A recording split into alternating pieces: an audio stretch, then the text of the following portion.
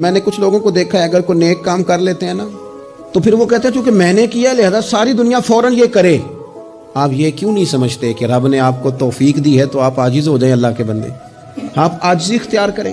وہ کہتے ہیں چونکہ میں کرتا ہوں لہذا میں اب اتنا بڑا آدمی ہوں تو فلانے بندے تو ٹھیک ہی نہیں۔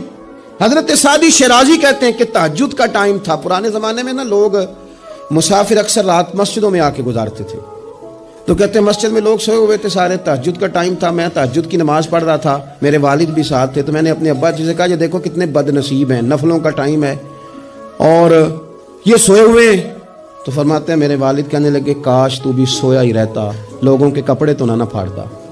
او خدا کے بندے اگر تو نے پڑھی ہے تو تیرا اور رب کا رشتہ ہے، اس کی بنیاد پر تو دوسروں کو حقیر جاننے لگ گیا ہے۔ علم پڑھے دا مان نہ کریے ماتا کھی میں پڑھیا، او جبار کہار کہاوے متے روڑ دے میں دودھ کڑیا۔